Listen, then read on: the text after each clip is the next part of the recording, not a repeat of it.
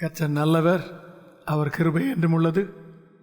காலையிலே தேவ சமூகத்தை அவருடைய கிருபையினால் அனுபவித்த நாம் இன்று மாலையிலும் கர்த்தருடைய வசனத்தை வெளிச்சத்தை பார்ப்பதற்காக தேவன் நமக்கு இந்த நல்ல வாய்ப்பை தந்திருக்கிறார்.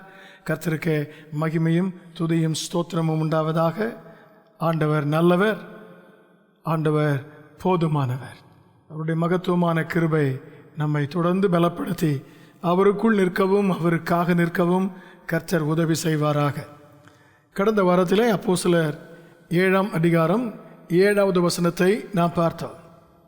ஆபிரகாமின் சந்ததியின் எதிர்காலத்தை குறித்த அனைத்தையும் அறிந்திருக்கும் தேவன் அதற்கு முன்பு ஆபிரகாமுக்கு இன்னென்ன விதம் என்று வெளிப்படுத்தினார். கடந்த வாரத்தில் நாம் கவனித்தது, அவர்கள் இருக்க போகும் சூழ்நிலையில் ஆண்டவர் தம்மை எப்படிப்பட்டவராக அவர்களுக்கு காண்பித்தார் என்பதை நாம் பார்த்தோம். எதிர்காலத்தில் இருக்கும் அனைத்தையும், ஏன் முக்காலங்களில் இருக்கும் அனைத்தையும் அறிந்திருக்கும் தேவன், அவரை குறித்து நாம் பார்த்தது, தாம் அறிந்ததை அவர் முன் அறிவிக்கிறார். God foretells or informs his people what he foreknew. முன் அறிந்ததை அவர் முன் அறிவிக்கிறார். அவர்கள் தெரிந்து கொள்ள வேண்டும், ஆயத்தப்பட வேண்டும் என்பதற்காக. அதோடு நிறுத்தாமல் அந்த சூழ்நிலைகளுக்குரிய வாக்குத்தத்தத்தை கொடுக்கிறார். God gives promises pertaining to those situations. ஏன் அறிந்திருந்தால் மட்டும் போதாது, தேவ பலனோடு நேர்முகமாக அந்த சூழ்நிலைகளை சந்தித்து கர்த்தருக்குள் நிலைத்திருக்க பலப்படுத்துவதற்காக, டு strengthen them. அதோடு மட்டும் இல்லாமல் தான் முன் அறிந்த சூழ்நிலையை அவர் வேறு யாரை வைத்தோ செய்யாமல், நானே அதை செய்வேன் என்று, நானே அந்த தேசங்களை நியாயம் தீர்ப்பேன் என்று கர்த்தர், he conducts it. He is responsible for carrying what he knew would happen. அறிந்தவைகளை நிறைவேற்ற அவர் பொறுப்புள்ளவராக இருக்க காண்கிறோம். அந்த சூழ்நிலையிலே ஆண்டவர் 3 விதங்களில் தம்மை காண்பித்ததாக பார்த்தோம். ஒன்று, அவர் நீதி உள்ள தேவன். நீதி நிச்சயமாக தம்முடைய ஜனங்களுக்கு நியாயம் கிடைக்கச் செய்வார். அவருடைய விஷயங்களில் மறுக்கப்பட்ட நீதி கிடைக்கச் செய்வார். அவர்களுக்கு பிரதிபலன் கொடுக்கும் விஷயத்திலும் நியாயமாய் நேர்மையாய் கிடைக்கும்படி செய்வார். ஆண்டவர் தாம் சொன்ன வார்த்தைக்கு உண்மை உள்ளவர் என்பதை குறித்தும் பார்த்தோம். God is faithful, he keeps his word. மூன்றாவது நாம் பார்த்தது, இந்த தேவன் வல்லமையுள்ள தேவன் என்பதை காண்பித்தார். எகிப்தில் இருந்த மந்திரவாதிகளை விட, எகிப்தின் அரசனாகிய பார்வோனை விட, எகிப்திலே வழிபட்டு வந்த அனைத்து அமைப்புகளை விட என் தேவனாகிய கர்த்தர் சர்வ வல்லமையுள்ளவர் என்பதை காண்பித்தார். அவர் மாறாதவர், இருக்கிறவராகவே இருக்கிறவர். அவர் சர்வ வல்லமையுள்ள எல் ஷடாயாய் இருப்பவர்.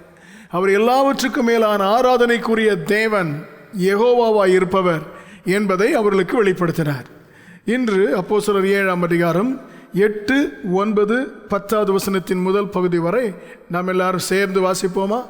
Acts chapter 7 verses 8, 9 and first part of verse 10.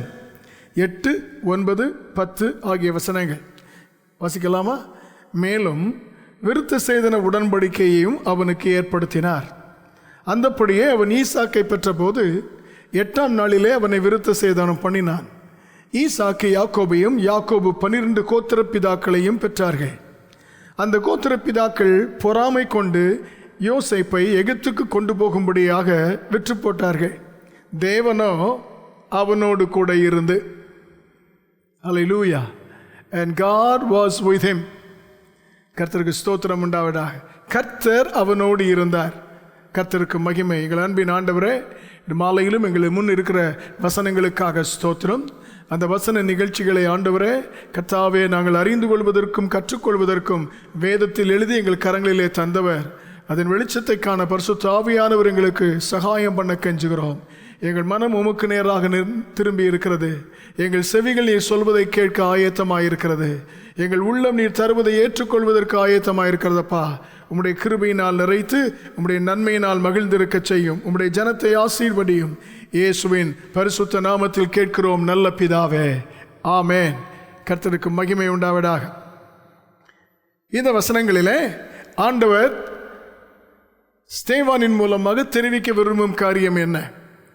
இதற்கு முன்பு வரை ஆண்டவர் ஆபிரகாமோடு செய்த உடன்படிக்கை, அவனுடைய ஜனங்கள் 400 ஆண்டுகளுக்கு மேலாக எகிப்தில் இருப்பார்கள், அவர்களை துன்பப்படுத்துகிற ஜனங்களை நான் நியாயம் தீர்ப்பேன், அவர்கள் 4ஆம் தலைமுறையிலே திரும்ப வருவார்கள், ஆராதனை செய்ய வருவார்கள், கைவீசி அல்ல மிகுந்த பொருட்களோடு வருவார்கள் என்று ஆபிரகாமுக்கு சொல்லி அதை ஒரு உடன்படிக்கையாக இது நிச்சயமாகவே நடக்கும் என்று சொன்னார். This is a definite happening. நிச்சயமாகவே நடக்கும் என்று ஆண்டவர் சொன்னார். இப்பொழுது வாசிக்க கேட்ட இந்த வசனத்தில் நிச்சயமாகவே நடக்கும் என்று ஆபிரகாமுக்கு தேவன் முன் அறிவித்த அந்த காரியங்கள் எப்படி சரித்திரத்தில் நடக்க துவங்கினது? How did it come to pass? What God said would happen. How did it happen? அது எப்படி நடந்தது என்பதை ஸ்தேவான் சொல்ல காண்கிறோம். கர்த்தருக்கு ஸ்தோத்திரம் உண்டாவதாக. எப்படி யாருக்கும் நடந்ததாக அல்ல, ஆபிரகாமின் சந்ததிக்குத்தான் நடந்தது, அவர்களை குறித்துத்தான் சொன்னார், அவர்களுக்குத்தான் நடந்தது என்பதை குறிப்பதற்காக 8வது வசனத்திலே ஒரு தகவலை கொடுக்கிறார். An information in verse 8. Hallelujah. Then he gave him the covenant. மேலும் விருத்த சேதன உடன்படிக்கையையும் அவனுக்கு ஏற்படுத்தினார். கர்த்தருக்கு ஸ்தோத்திரம் உண்டாவதாக. அவருடைய சந்ததியின் எதிர்காலத்தை குறித்து பிளக்கப்பட்ட மிருகங்களின் நடுவே கடந்து போகும் ஒரு அக்கினி பிழம்பாக ஆண்டவர் தம்மை காண்பித்து அந்த உடன்படிக்கையை உறுதி செய்த தேவன். கர்த்தருக்கு ஸ்தோத்திரம். அதோடு நிறுத்தாமல் மேலும் ஒரு உடன்படிக்கையும் அவனுக்கு செய்கிறார். Then he gave him another covenant. அது முந்தின உடன்படிக்கையோடு இணைந்தது. ஏன் உடன்படிக்கை என்கிற வார்த்தை சொல்கிறார்?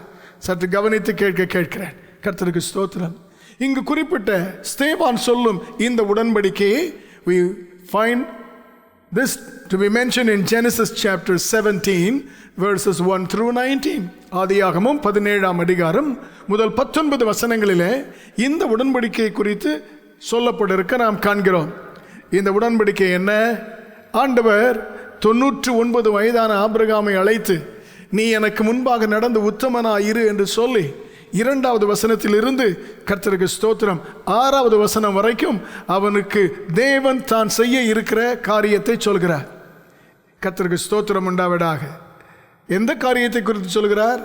அவனை முதலாவது சந்தித்த போது நீ இவைகளையெல்லாம் விட்டு நான் உனக்கு காண்பிக்கும் தேசத்துக்கு போனால் நான் உன் பெயரை பெருமைப்படுத்துவேன், உன்னை பெருகவே பெருகச் செய்வேன், உன்னை ஆசீர்வதிக்கிறவர்களை ஆசீர்வதிப்பேன், உனக்குள் பூமியின் வம்சங்கள் எல்லாம் ஆசீர்வதிக்கப்பட்டிருக்கும் என்று வாக்குத்தத்தங்களை சொன்னாரே, அதில் கடைசி ஒன்றை தவிர முந்தின காரியங்களை மையமாக வைத்து ஆண்டவர் இப்பொழுது விளக்கமாக புரிந்து கொள்வதற்காக ஆபிரகாமுக்கு உடன்படிக்கை செய்கிறார். அங்கு சொல்லப்படுவது என்ன? கர்த்தருக்கு ஸ்தோத்திரம் உண்டாவதாக. ஆண்டவர் சொல்கிறார், நான் உன்னை மிகவும் பெருக பண்ணுவேன். 2வது வசனம், ஹல்லேலூயா, I will multiply you exceedingly. உன்னை மிகவும் பெருக பண்ணுவேன். 2வது என்ன சொல்கிறார்? 5வது, கர்த்தருக்கு ஸ்தோத்திரம், நீ அநேக ஜாதிகளுக்கு தகப்பனாவாய். கர்த்தருக்கு ஸ்தோத்திரம் உண்டாவதா. I have made you father of many nations. Leave your nation. உன் தேசத்தை விடு என்று சொன்னவர் இப்பொழுது பல தேசங்களுக்கு அவனை தகப்பனாக கர்த்தர் மாற்றுகிறார். கர்த்தருக்கு ஸ்தோத்திரம். உன் பெயரை பெருமைப்படுத்துவேன் என்று சொன்னார். In verse 5, 5வது வசனத்திலே ஆண்டவர் இவனுடைய பெயரை மாற்றுகிறார். நீ இனி ஆபிரகாம் என்னப்படாமல் ஆபிரகாம் என்னப்படுவாய் என்று அவன் பெயரை கர்த்தர் மாற்றுகிறார். கர்த்தருக்கு ஸ்தோத்திரம். அடுத்த வசனத்திலே in verse 6 இன்னொரு ஆசீர்வாதத்தை கொடுக்கிறார். Kings, hallelujah, shall come from you. உன்னிடத்திலிருந்து ராஜாக்கள் தோன்றுவார்கள். கர்த்தருக்கு மகிமை உண்டாவதாக. ஆண்டவர் விடு என்று சொன்னபோது கர்த்தர் சொன்ன எல்லாவற்றையும் கேள்வி கேட்காமல் உடனே அதை விட்டு வெளியே வர ஆபிரகாம் தீர்மானித்த போது இங்கே அது 12ஆம் அதிகாரத்தில் நடந்தது. இங்கு 15ஆம் அதிகாரத்தில் அப்பொழுது அவனுக்கு வயது 75, இப்பொழுது வயது 99. கர்த்தருக்கு ஸ்தோத்திரம் உண்டாவதாக. 24 ஆண்டுகள் கழித்து வாக்கு பண்ணின தேவன் மறந்து விடாமல் அந்த வாக்குத்தத்தத்தில் ஆபிரகாம் என்ன எதிர்பார்க்கலாம் என்பதை விளக்கமாக சொல்லி முடிக்காமல் அவனுக்கு சொல்கிறார், நான் உன்னோடு உடன்படிக்கை செய்வேன். I will make a covenant with you. Hallelujah, hallelujah, amen. நம்முடைய தேவன், நாம் ஆராதிக்கும் தேவன் வாக்குத்தத்தத்தை கொடுத்தார் என்றால் அவர் ஒரு நாள் மறப்பதே இல்லை. எத்தனை ஆண்டுகளானாலும் கொடுத்தவர் மறப்பதில்லை. பெற்ற நாம் பல நேரத்தில் உடனே அது நிறைவேறாவிட்டால் மறந்துவிட்டு வேறொன்றை தேடி போகிறோம். ஆனால் வாக்கு பண்ணினவர் 24 ஆண்டுகள் ஆயிற்று, மறக்கவில்லை. அவனை பார்த்து, ஆபிரகாமே, நான் உன்னை இப்பொழுது there is a special visitation, உன்னை நான் தனியாக சந்திக்கிறேன், அந்த வாக்கு என்ன எதிர்பார்க்கலாம் என்பதை உனக்கு விளங்கச் சொல்கிறேன் என்று உடன்படிக்கை செய்கிறார். அவனோடு மட்டுமா? இல்லை. ஆதியாகமம் 17ஆம் அதிகாரம் 7, 8, 19 ஆகிய வசனங்களில் verses 7, 8 and 19 இந்த 3 வசனங்களிலே ஆண்டவர் ஆபிரகாமை பார்த்து சொல்கிறார், ஆபிரகாமே, உன்னோடு மட்டுமல்லப்பா, உன்னுடைய சந்ததி, அவர்களுக்கு பின்வரும் சந்ததி, தலைமுறையாக இருக்கும் உன்னுடைய சந்ததி, அந்த சந்ததியோடும் நான் ஒரு உடன்படிக்கை பண்ணுவேன். உன் சந்ததி என்றென்றைக்கும் இருக்கும். ஆகவே இந்த உடன்படிக்கை it's not just a covenant, it's an eternal covenant. அது நித்திய உடன்படிக்கை. அல்லேலூயா. What is that? அந்த நித்திய உடன்படிக்கை என்ன? உன்னுடைய சந்ததி இருக்குது, அந்த சந்ததிக்கு நான் அவர்கள் தேவனாய் இருப்பேன். கர்த்தருக்கு ஸ்தோத்திரம் உண்டாவதாக. அல்லேலூயா. ஆமென் சொல்ல கேட்கிறேன். Because of this covenant I am binding myself to be their God. அவருடைய தேவனாக நான் இருப்பேன் என்று என்னை நான் அதற்கு உட்படுத்துகிறேன் என்று கர்த்தர் அந்த சந்ததிக்கு கொடுத்ததை நித்திய உடன்படிக்கையாய் மாற்றுகிறார். Coming to verse 19, 19ஆம் வசனத்துக்கு வரும்போது ஆண்டவர் சொல்கிறார், உனக்கு ஒரு மகன் பிறப்பான், அவனுக்கு ஈசாக்கு என்று நீ பெயரிடுவாய், அவனோடு என்னுடைய நித்திய உடன்படிக்கையை நான் ஏற்படுத்துவேன். கர்த்தருக்கு ஸ்தோத்திரம். நித்திய உடன்படிக்கை என்று சொல்லி அப்படி போக மாட்டேன்.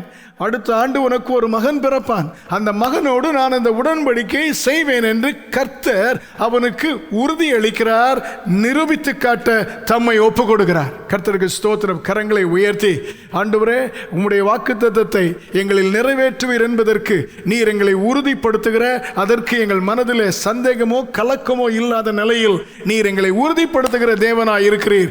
இந்த செய்தியை கேட்டுக்கொண்டு இருக்கும் போதே இதுவரை நீர் எங்களுக்கு தந்தும் நிறைவேறாதிருக்கிற வாக்குத்தத்தங்களை குறித்த நிச்சயத்தை, நிறைவேறும் என்கிற நம்பிக்கையை, கர்த்தர் நிறைவேற்றி காட்டுவீர் என்கிற அந்த நிஜ சம்பவத்தை எங்கள் மனதிலே அங்கீகரிக்க பரிசுத்த ஆவியானவரே, நீர் எங்களுக்குள் ஒரு அற்புத கிரியை செய்வீராக. கர்த்தருக்கு ஸ்தோத்திரம் உண்டாவதாக. அல்லேலூயா. ஆபிரகாமே, உன்னோடு உடன்படிக்கை, covenant with Abraham, an eternal covenant with his descendants என்று சொன்னவர் அதோடு நிறுத்தாமல் Genesis chapter 17 verses 9 through 14, 9 14 வரைக்கும் ஆண்டவர் சொல்கிறார், இந்த உடன்படிக்கையை பொறுத்த அளவில் a covenant is between two parties. உடன்படிக்கை என்பது இரு சாராருக்கு உரியது. நான் என்ன செய்வேன் என்று சொல்லிவிட்டேன், உன்னை பெருகச் செய்வேன், தேசங்களுக்கு தகப்பனாக்குவேன், உன் பெயரை மாற்றுவேன், ராஜாக்கள் உன்னிடத்திலிருந்து வருவார்கள் என்று சொன்னவர் இப்பொழுது கேட்கிறார், இந்த உடன்படிக்கைக்கு உன்னுடைய பங்கை நான் எதிர்பார்க்கிறேன். 15ஆம் அதிகாரத்தில் உடன்படிக்கை செய்யும் போது மிருகங்களை பலியிட்டு கிடத்தினான். உடன்படிக்கை செய்த பின்பு ஆண்டவர் அக்கினி பிளம்பாய் அன்றைய பழக்கத்தில் இருப்பதைப் போல அதன் நடுவே சென்று உறுதிப்படுத்தினார். இப்பொழுது ஆபிரகாமை பார்த்து கேட்கிறார், நான் உன்னோடு உடன்படிக்கை செய்கிறேன், நான் அதற்கு என் வாக்கை உனக்கு தருகிறேன், நீ உன்னுடைய பக்கத்தில் செய்ய வேண்டியதை செய்வாயா என்று கேட்டு கர்த்தர் முதல் முறையாக ஆபிரகாமின் சந்ததியும் ஆபிரகாமும் கை கொள்வதற்கு விருத்த சேதனம் என்கிற செயலை கட்டளையிடுகிறார். ஹல்லேலூயா. ஆமென். ஆமென். God demands circumcision. கர்த்தர் அவர்களை பார்த்து சொல்கிறார், உன் சந்ததியில் எல்லா ஆண் பிள்ளைகளும் இதை கைக்கொள்ள வேண்டும். எதற்காக சொல்கிறார்? நான் உன்னோடு செய்தேனே உடன்படிக்கை, அந்த உடன்படிக்கைக்கு உன்னுடைய பக்கத்தில் இருக்கிற அடையாளம். That is your signature to that covenant. கர்த்தருக்கு ஸ்தோத்திரம் உண்டாவதாக. ஆமென். That is the sign on your side for the covenant. உன் பக்கத்தில் இருந்து உன் பட்சத்திலே உடன்படிக்கைக்கு போடும் கையெழுத்து விருத்த சேதனம் என்று சொன்னார். இதை நிச்சயமாய் கடைபிடிக்க வேண்டும், இதை செய்ய தவறினால் கொலை செய்யப்பட வேண்டும் என்று கர்த்தர் மிக தெளிவாக சொன்னார். கர்த்தருக்கு ஸ்தோத்திரம் உண்டாவதாக. ஆமென். அல்லேலூயா. ஆமென் சொல்லும்படி கேட்கிறேன். கர்த்தருக்கு மகிமை உண்டாவதாக. கர்த்தருக்கு ஸ்தோத்திரம். இதை ஆண்டவர் இந்த உடன்படிக்கையையும் இந்த உடன்படிக்கையின் அடையாளத்தையும் செய்ததை ஸ்தேவான் ஏன் இந்த இடத்திலே குறிப்பிட வேண்டும்? Why must Stephen mention this? Hallelujah. ஆண்டவர் ஆபிரகாமோடு உடன்படிக்கை செய்து விட்டார். எகிப்தில் இருப்பார்கள், கொண்டு வருவேன் என்று சொல்லிவிட்டார்.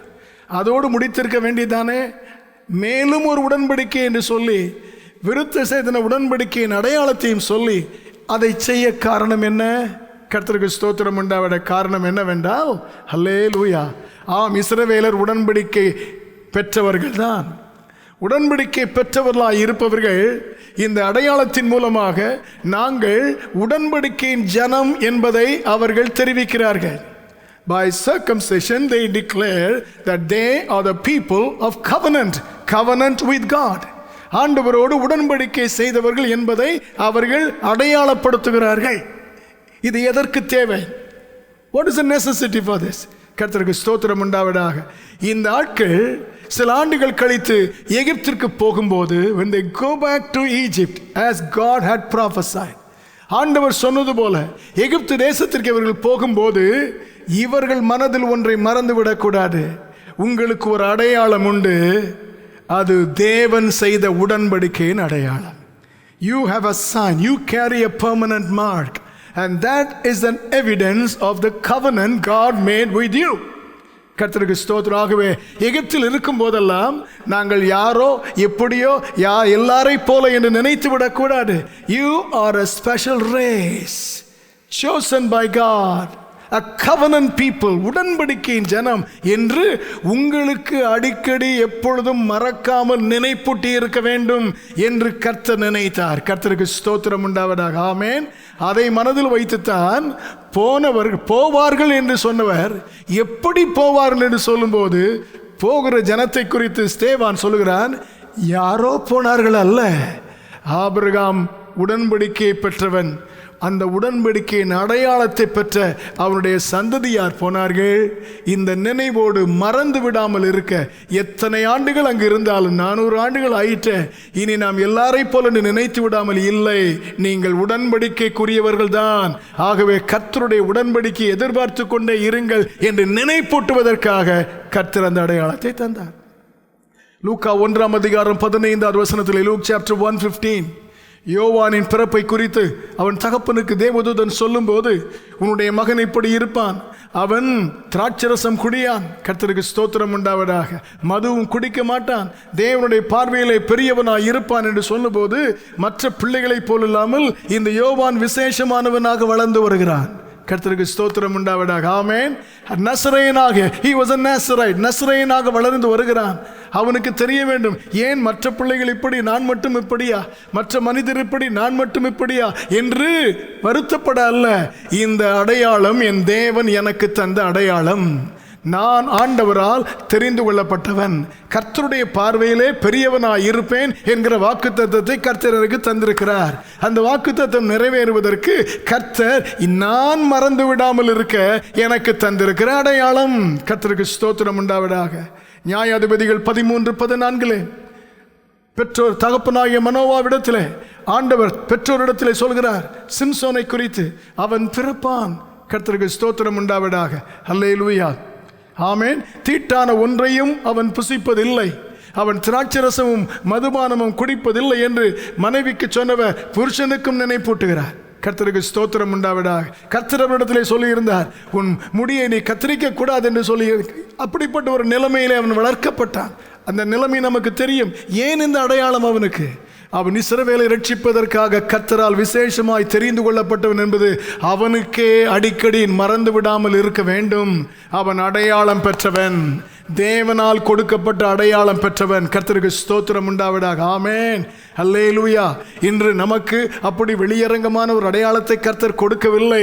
இயேசுவின் இரத்தத்தால் மீட்கப்பட்ட உங்களுக்கு கரத்தில் வேதத்தை தந்து நாம் அவருடைய பிள்ளை என்கிற நிச்சயத்தை ஆவியானவர் தாமே நம்முடைய ஆவியுடனே கூட சாட்சி கொடுப்பதின் மூலம், the conviction, hallelujah, that we belong to Jesus, we are the children of the most high God, அந்த நிச்சயத்தை கர்த்தர் தந்திருப்பது, அல்லேலூயா, நாம் மேலான உடன்படிக்கைக்குரியவர்கள். We belong to a higher covenant, the new covenant, புதிய உடன்படிக்கைக்குரியவர்கள் என்பதை அடிக்கடி கர்த்தர் நமக்கு நினைப்பூட்டி இருக்க செய்வாராக. கர்த்தருக்கு ஸ்தோத்திரம். ஆகவே போகிற ஜனம் உடன்படிக்கைக்குரிய ஜனம். கர்த்தருக்கு ஸ்தோத்திரம். அடுத்து இந்த பகுதியிலே பார்ப்பது, இந்த ஜனங்கள் எகிப்திற்கு போவார்களே, இவர்கள் போகிற விதம் நமக்கு புரியாத விதம். Mysterious ways in which God worked out what he said would happen to Israel, that will be found in the land of Egypt. எகிப்திற்கு அவர்களை கொண்டு போக கர்த்தர் அனுமதித்த பாதை இருக்குதே, அது புரியாத புதிராக இருக்கிறது. எப்படி என்று சொல்கிறேன். அப்போஸ்தலர் 7 அதிகாரம் 9 வசனத்தை பாருங்கள். அந்த கோத்திர பிதாக்கள் எகிப்திற்கு கொண்டு போகும்படியாக யோசேப்பை விற்று போட்டார்கள். அந்த குடும்பத்தில் இருந்த ஒரே ஒரு நீதிமான் யோசேப். The only just person in that family was Joseph. இந்த முழு குடும்பத்தையும் எகிப்துக்கு கொண்டு போக வேண்டும். ஆண்டவர் குடும்ப தலைவனாகிய யாக்கோபை கொண்டு போகவில்லை. அதற்கு பதிலாக ஒரு நீதிமான், அந்த நீதிமானை கொண்டு போகிறார். இந்த சந்ததியை ஆசீர்வதிக்க வாக்கு கொடுத்தார். என்ன செய்தார்? ஆபிரகாம் என்கிற ஒரு நீதிமானை வெளியே கொண்டு வந்து ஆசீர்வதித்தார். இப்பொழுது யோசேப் என்கிற ஒரு நீதிமானை எகிப்திற்கு கொண்டு போய் இந்த வாக்கை நிறைவேற்றும்படியாக விரும்புகிறார்.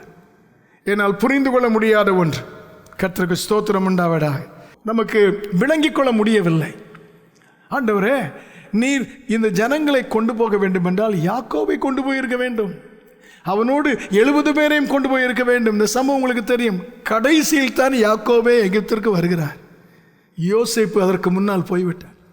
அவனுடைய சகோதரர்கள் 2 பேர் முன்னாலே போய்விட்டார்கள். கர்த்தருக்கு ஸ்தோத்திரம் உண்டாவதாக. ஆமேன். யாக்கோபு போயிருந்தால் ஒருவேளை இடம் கிடைத்திருக்கும், பிழைத்திருப்பான். ஆனால் பார்வோனுக்கு சொப்பன வரும்போது விளக்கிச் சொல்வதற்கு ஒரு ஆள் தேவை என நெருக்க வரும்போது நிரூபிக்கப்பட்ட நிலையிலே யோசேப்பு இருந்திருக்க மாட்டான். கர்த்தருக்கு ஸ்தோத்திரம் உண்டாவதாக. ஆமேன். சில நேரத்தில் ஆண்டவர் தம்முடைய ஜனத்துக்கு சொன்னது நடக்கும் முறை நமக்கு புரியாத ஒன்றாக இருக்கிறது. இந்த யோசேப்பை ஏன் புரியவில்லை என்று சொல்கிறேன். இந்த யோசேப்பை எகிப்திற்கு கொண்டு போவதற்கு வெளிப்படையான காரணங்கள் என்ன? What was the external causes that led Joseph to Egypt? என்னங்க போச்சு? 7:9 வாசிக்கிறோம். அவன் சகோதரர் பொறாமை கொண்டு இந்த யோசேப் என்கிற நீதிமான் எகிப்திற்கு போவதற்கு வெளிப்படையான காரணங்கள் என்ன? ஆதியாகமம் 37:8, Genesis 37:8 வேதத்தில் காண்கிறோம். அவனுடைய சகோதரர் அவனை மிகவும் பகைத்தார்கள். அவனை பகைத்தார்கள், அதிகமாய் பகைத்தார். They hated him. They hated him even more. கர்த்தருக்கு ஸ்தோத்திரம். முதலாவது அவனை ஏன் பகைத்தார்கள் தெரியுமா? தாங்கள் செய்த தவறை எல்லாம் அப்பாவிடத்தில் போய் சொல்லிவிடுவான், ஆகவே பகைத்தார்கள். இரண்டாவது, அவனுடைய அப்பா எல்லாரை பார்க்கலும் அவனை விசேஷமாக நேசித்து நல்ல ஆடைகளை வாங்கி கொடுப்பார், அதன் நிமித்தம் பகைத்தார்கள். மூன்றாவது, சொப்பனம் கண்டு சொன்னான், அந்த சொப்பனத்தில் எல்லாரும் அவனை வணங்குவது போல் இருந்தது, அது நிமித்தம் பகைத்தார்கள். ஆகவே they hated Joseph to the core. It was their hatred. அவருடைய பகை, அவருடைய விரோதம், அவருடைய குரோதம், அதுதான் இவர்கள் யோசேப்பு எகிப்திற்கு போவதற்கு காரணங்களில் ஒன்று. 37 அதிகாரம் 18-19, 37 Genesis verses 18 and 19. பகை மட்டுமல்ல, பகை இருந்ததில் ஆகாரம் கொண்டு வருகிறான். வரும்போது சகோதரர் சொல்கிறார்கள், இவனை நாம் கொன்று விடலாம். சதி பண்ணுகிறார்கள். 18ஆம் வசனத்தின் கடைசி பாருங்கள். They plotted, conspired against him. சதி யோசனை பண்ணினார்கள், பகைத்தார்கள், கொலை செய்ய சதி பண்ணினார்கள். அடுத்து மாற்றிக்கொண்டார்கள். இவனை கொலை செய்ய வேண்டாம், குழியிலே தூக்கி போட்டு விடுவோம் என்று நினைத்தார்கள். கர்த்தருக்கு ஸ்தோத்திரம். அதற்கு பின்பு verses 26-28, 26 முதல் 28 வசனங்களிலே, சரி குழியிலும் போட வேண்டாம், அவனை விற்று விடுவோம் என்று நினைத்தார்கள். Let's sell him. கர்த்தருக்கு ஸ்தோத்திரம் உண்டாவதாக. ஆமென், அல்லேலூயா. ஆமென் சொல்ல கேட்கிறேன். அவனை விற்ற பின்பு எல்லாரும் கூடி அப்பாவிடத்தில் போய் சொல்ல வேண்டுமே என்று அவன் வஸ்திரத்தில் இரத்தத்தை தெளித்து, நாம் இப்படி சொல்லிவிடலாம், காட்டு மிருகம் அவனை கொன்றுவிட்டது என்று சொல்லிவிடலாம் என்று பொய்யையும் சொல்கிறார்கள். ஒரு பொய்யை திட்டமிடுகிறார்கள்.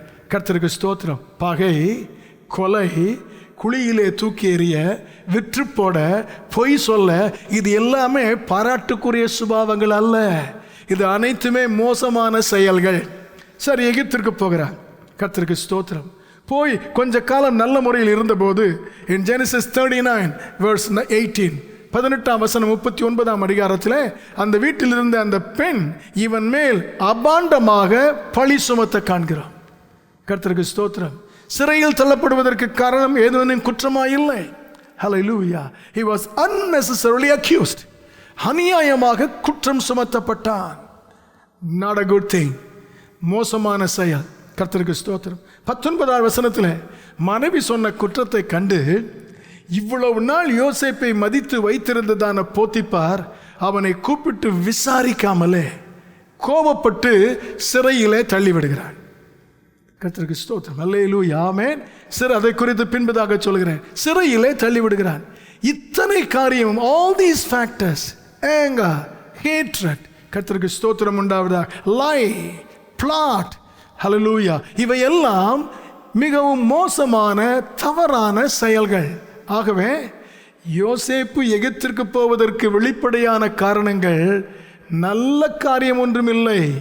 அத்தனையும் எதிர்மறையான மோசமான சுபாவங்கள், கிரியைகள், நடத்தைகள் தான் கொண்டு போனது. இதில் ஒன்றும் அவனுடையது அல்ல, அவனை பார்த்து மற்றவர்கள் செய்தது. ஹல்லேலூயா, ஆமென். இப்பொழுது ஒரு கேள்வி வருகிறது. நீதிமானாயிருக்கும் இந்த ஒரு மனிதனை ஆண்டவரே எகிப்து தேசத்திற்கு கொண்டு போவதற்காக ஏதாவது நல்ல காரியம் நடந்து அவனை கொண்டு போயிருக்கலாமே. ஏன் இவ்வளவு மோசமான செயல்கள் அவனுக்கு வந்து அவன் அங்கு போக வேண்டும்? கர்த்தருக்கு ஸ்தோத்திரம் உண்டாவதாக, ஆமென். அப்படி கேள்வி ஒரு நியாயம்தானே? நீ கொண்டு போக வேண்டும், அப்படித்தானே? இப்படி ஒரு வெறுப்புக்கும் பகைக்கும் கொலைக்கும் ஒரு பொய்க்கும் அபாண்ட பழிக்கும் அவன் உட்பட்டு சிரமப்பட்டு அடி வாங்கித்தான் போக வேண்டுமா? அப்படி அவன் என்ன செய்து விட்டான் என்று நியாயமான கேள்வி வரும். கர்த்தருக்கு ஸ்தோத்திரம். அல்லேலூயா. நன்மை செய்கிறவராக இயேசு சுற்றி திரிந்தார். Hallelujah. Jesus went about doing good. Hallelujah. ஆமென். யூத மதம் அவரை பகைத்தது. பரிசேயர் வேதபாரகர் அவரை பகைத்தார்கள். பிரதான ஆசாரியர்கள் அவரை பகைத்தார்கள். எத்தனையோ பெரும் கூட்டம் அவரை ஓசன்னா என்று வாழ்த்தினது. ஆனால் அன்றிருந்த மதமும் மதத்தை காப்பவர்களும் இயேசுவை வெறுத்தார்கள். அவரை குறித்து பொய் சொன்னார்கள். ஹல்லேலூயா, ஆமென். அவர் தேவ தூஷணம் பேசுகிறார் என்று சொல்லி அவர்கள் சொன்ன பொய்களின் நிமித்தமே வெளிப்படையாக இயேசு கல்வாரிக்கு போனதை போல் இருந்தது. ஆமென். கர்த்தருக்கு ஸ்தோத்திரம் உண்டாவதாக. ஏன் இப்படி வெளிப்படையாக வர வேண்டும்? இயேசு கல்வாரிக்கு போக ஏற்கனவே தேவனுடைய சமூகத்தில் தீர்மானிக்கப்பட்டது என்பது வேறு விஷயம். ஆனால் போவதற்கு வெளிப்படையாய் தெரிந்த விஷயங்கள் பொறாமை, எரிச்சல், பிடிக்கவில்லை என்கிற யூத மதத்தின் வெளிப்பாடுகள். கர்த்தருக்கு ஸ்தோத்திரம் உண்டாவதாக, ஆமென். மீண்டும் அந்த கேள்வி கேட்கிறேன். குற்றமில்லாத ஒரு மனிதன் இப்படி அநியாயமாய் அவன் பாடுபட்டுத்தான் ஆண்டவர் சொன்ன வாக்கு நிறைவேறுவதற்கு இஸ்ரவேலர் எகிப்திற்கு போக வேண்டுமா? நான் சொல்வதை கவனியுங்கள். கஷ்டம், நெருக்கம் மனிதனாய் பிறந்த எல்லாருக்கும் ஏதோ ஒரு விதத்தில் வாழ்க்கையில் வருகிறது. உண்மையா இல்லையா? ஏதோ ஒரு விதத்தில் வருகிறது. கர்த்தருக்கு ஸ்தோத்திரம் உண்டாவதாக. அது வாழ்க்கையின் ஒரு பங்கு. சிலரை ஆண்டவர் அதிகமான நெருக்கத்திற்குள்ளாய் அனுபவிப்பதை போல் தெரிகிறது. ஏனென்றால் அவருடைய வாழ்க்கையிலே ஆண்டவர் அவர்களுக்கென்று வைத்திருக்கிற எதிர்கால உயர்வு சாதாரணமாயிருக்கும் மற்றவர்களை விட மேன்மையாய் இருப்பதனாலே கர்த்தர் அவரை தகுதி உள்ளவர்கள் தான் என்று அறிந்து கொள்ளவும் நிரூபிக்கவும் அந்த பாதையிலே அனுப்புகிறார். வேறொன்றும் உண்டு. அது என்ன?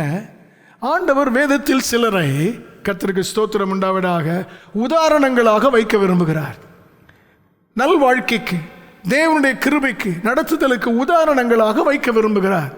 நாம் பிறர் புரிந்து கொள்வதற்கு உதவியாக அப்படிப்பட்ட வாழ்க்கையை ஆண்டவர் பார்க்கிறார். கர்த்தருக்கு ஸ்தோத்திரம் உண்டாவதாக. பார்க்கும்போது தாம் இவர்களை நம்பக்கூடும் என்று அறிந்திருப்பதனால, because God can count on them, trust them. Pavul சொல்லுகிறார், அவர் என்னை உண்மை உள்ளவர் என்று எண்ணி இந்த ஊழியத்திற்கு ஏற்படுத்தினார் என்று. ஆகவே தான் நம்பக்கூடிய சிலரை ஆண்டவர் இன்னும் கடுமையான பாதை வழியாய் நடத்துவதை போல் இருக்கிறது. யோபுவுக்கு அப்படி வந்தது. கர்த்தருக்கு ஸ்தோத்திரம். ஏன்? நிருபங்களில் வரும்போது யோபின் பொறுமையை குறித்து பாருங்கள் என்று நாம் எல்லாருக்கும் மாதிரியாக வைக்க கர்த்தர் அப்படி ஒரு வாழ்க்கையை தெரிந்து கொண்டார். கர்த்தருக்கு ஸ்தோத்திரம் உண்டாவதாக, ஆமென். இன்னும் சில வாழ்க்கைகள் உண்டு. அந்த வாழ்க்கைகளை புதிய ஏற்பாட்டில் வர இருக்கும் இயேசு கிறிஸ்துவுக்கு நிழலாக பழைய ஏற்பாட்டிலே வைத்திருக்கிறார். கர்த்தருக்கு ஸ்தோத்திரம் உண்டாவதாக. ஆபிரகாம் ஏன் அவன் குமாரனை பலியிடச் சொல்ல வேண்டும்? நரபலி கேட்கும் கடவுளாய் எவர் இல்லை. ஆனாலும் அந்த நிகழ்ச்சியிலே தேவகுமாரனாக இயேசு கல்வாரியில் ஒரு நாள் நீதி உள்ள தேவனின் மூலம் நமக்காக பலியிடப்படுவார் என்கிற நிழலை காட்டுவதற்காக கர்த்தர் அதை ஏற்படுத்தினார். கர்த்தருக்கு ஸ்தோத்திரம் உண்டாவதாக. ஆமென். ஈசாக்கு மரிக்க அனுமதிக்கவில்லை, ஆனால் இயேசு கிறிஸ்து பலியாக தேவன் அனுமதித்தார். உங்களையும் என்னையும் அதிகமாக தேவன் நேசித்ததினாலே கரங்களை உயர்த்தி ஆமேன் சொல்லுவோமா? ஆமேன், அல்லேலூயா. கர்த்தருக்கு ஸ்தோத்திரம். இப்பொழுது இயேசுவுக்கு நிழலாயிருக்க ஒரு சிலரை ஆண்டவர் எடுத்தால் அவர்களை மிக மிக கடினமான பாதை வழியாக கொண்டு போகிறார். கர்த்தருக்கு ஸ்தோத்திரம். ஆமேன்.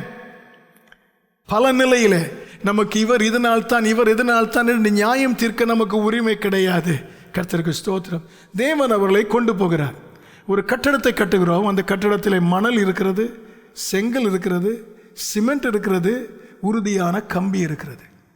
இந்த மணல் முக்கியமானது. ஆனால் நமக்கே தெரியாமல் பல ஆண்டுகளாக கல்லாயிருந்தது உடைந்து எங்கோ இருந்து புரட்டப்பட்டு நீர்வழியாய் கொண்டு வரப்பட்டு இங்கே பயன்படுத்தும் மணலாக வந்து நிற்கிறது. எடுத்து அப்படியே பயன்படுத்துகிறோம், சலித்து பயன்படுத்துகிறோம். ஆனால் செங்கல் களிமண்ணாய் இருந்ததை அறுத்து சுட்டு நெருப்பில் வைத்து சுட்டு அதை கொண்டு வருகிறோம். சிமெண்ட் ஒரு பெரிய உலையில் வைத்து பல காரியங்களை சேர்த்து அதை எப்படியெல்லாமோ it goes through a different process in the furnace. இதைவிட கொடிய வெப்பத்தில் அது உருவாக்கப்படுகிறது. அதைவிட உறுதியான இரும்பு, கர்த்தருக்கு ஸ்தோத்திரம் உண்டாவதாக, உலைக்களத்திலே உருக்கப்பட்டு அது வார்க்கப்பட்டு அது பதப்படுத்தப்பட்டு உருவாகி வருகிறது. இது அத்தனையுமே தேவை. கர்த்தருக்கு ஸ்தோத்திரம். அல்லேலூயா. ஆமேன், ஆமேன். ஆனால் இவைகளின் உறுதி வித்தியாசமானது. இதை போல ஆண்டவர் வாழ்க்கையிலே பாடுகள் எல்லாருக்கும் உண்டு. ஆனால் சிலருக்கு அதிகமான பாடுகள் வருவது போல் இருப்பதற்கு காரணம் கர்த்தர் அவர்கள் மூலமாக மேலான ஒரு காரியத்தை செய்ய விரும்புகிறார். அவர்களுக்கு பலருக்கு இல்லாத மேன்மையை கர்த்தர் கொடுக்க விரும்புகிறார். கர்த்தருக்கு ஸ்தோத்திரம். அவருடைய மனதில் இருக்கும் உயரிய திட்டத்திற்கு கர்த்தர் அவர்களை பயன்படுத்துகிறார். ஒன்று நிச்சயம், இந்த நெருக்கத்தில் அவர்கள் அழிந்துவிட விடமாட்டார். அதற்கு பின்பு அவர்களுக்கும் அவருடைய சந்ததிக்கும் மகிமையான ஆசீர்வாதத்தை கர்த்தர் வைத்திருப்பார். கர்த்தருக்கு ஸ்தோத்திரம். ஆனால் ஆண்டவர் நடத்தும் பாதை நமக்கு புரிவதில்லை. வெளிப்படையான நிகழ்ச்சிகள். உண்மையில் யோசேப்பை அந்த இடத்திற்கு கொண்டு போக நடந்த நிகழ்ச்சிகள் என்ன, அதுவும் புரியவில்லை. நிகழ்ச்சிகள், உணர்ச்சிகளை பார்த்தோம். கோபம், பகை, சதி. கர்த்தருக்கு ஸ்தோத்திரம். உண்மையில் கொண்டு போன நிகழ்ச்சிகள் என்ன? ஆதியாகமம் 37ஆம் அதிகாரம் 13வது வசனத்தை பாருங்கள். அவனுடைய தகப்பன் அவனை பார்த்து, கர்த்தருக்கு ஸ்தோத்திரம் உண்டாவதாக, நீ உன் சகோதரர்கள் ஆடு மேய்க்க சென்றிருக்கிறார்கள், நீ போய் அவர்களை பார்த்து விட்டு வா என்று சொல்லி அனுப்புகிறார். இதுதான் முதல் நிகழ்ச்சி. கர்த்தருக்கு ஸ்தோத்திரம் உண்டாவதாக. யோசேப்பு எகிப்திற்கு போகப்படுவதற்கு நடந்த முதல் நிகழ்ச்சி இதுவே. என்ன? அப்பா யோசேப்பை பார்த்து, அவன் வீட்டிலே வேலைக்காரர் பலர் உண்டு. வேலைக்காரரில் ஒருவனை அழைத்து, நீங்கள் போய் யோசேப்பை பார்த்து சகோதரன் பிள்ளைகள் எப்படி இருக்கிறார்கள் என்று பார்த்து விட்டு வாருங்கள், ஆடு மேய்க்க போனவர்கள் என்ன ஆச்சுன்னு தெரியவில்லை என்று சொல்லி அனுப்பியிருக்கலாம். அனுப்பவில்லை. யோசேப்பை தகப்பன் அனுப்புகிறார். எந்த யோசேப்பை? இந்த யோசேப்பை அவன் அண்ணன்மார் அத்தனை பேரும் பகைக்கிறார்கள் என்று தகப்பனுக்கு நன்றாக தெரியும். தான் இந்த யோசேப்பை நேசித்ததினாலே அந்த பகை அதிகமாகிறது என்றும் தகப்பனுக்கு நன்றாக தெரியும். அவன் சொப்பனத்தை சொன்ன உடனே தகப்பன் கண் காண சகோதரரும் தகப்பனும் சேர்ந்தே யோசேப்பை பகைத்தான், பரிகாசம் பண்ணினான். இந்த யோசேப்பு தன் சகோதரரால் வெறுக்கப்படுகிறவன் என்பதை நன்றாக அறிந்திருந்தும் அப்பா அவனை பார்த்து, உன் சகோதரரிடத்தில் நலம் விசாரித்து வா என்று சொல்லி அனுப்புவான் என்றால் என்னால் அதை விலகிக் கொள்ள முடியவில்லை. வீட்டில் இருக்கிற ஒரு வேலைக்காரனை அனுப்பியிருக்கலாம். Hallelujah. It's a mystery. Why such a father who loved Joseph? எல்லாரை விட இவனை அதிகமாக நேசித்தவன். கர்த்தருக்கு ஸ்தோத்திரம். அவனுக்கு நிச்சயமாகவே ஆபத்து இருக்கிறது என்று தெரிந்தும் அனுப்புகிறான் என்றால் it's a mystery. It's a mystery. Hallelujah. ஆமென். ஏன் அனுப்பினார்? சொந்தமானவர்களிடத்தில் வந்தார், சொந்தமானவர்களோ அவரை புறக்கணித்தார்கள் என்று ஒரு நாள் இயேசுவை குறித்து சொல்லப்படும் அந்த நிகழ்ச்சிக்கு கர்த்தருக்கு ஸ்தோத்திரம் உண்டாவதாக நிழலாயிருக்க கர்த்தர் யோசேப்பை தெரிந்து கொண்டார். இராணுவத்துக்கு சென்றிருந்த தன்னுடைய பிள்ளைகள் 3 பேர், அந்த 3 பேர் 40 நாட்கள் ஒரு செய்தியும் தெரியவில்லை.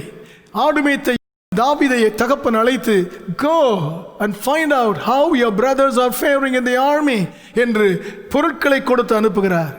இதே நிலையிலே அண்ணன் கோபப்படுகிறான் தாவீதை பார்த்து, விசாரிக்க வந்தவனை விரட்ட பார்க்கிறான். ஆனாலும் தகப்பன் அனுப்பி விசாரிக்க வந்தவன் தாழ்த்தப்படவில்லை, அங்கு உயர்த்தப்பட்டு மருமகனாக மாறுகிறான். கோலியாத்தை வீழ்த்தின வீரனாக உயர்த்தப்படுகிறான்.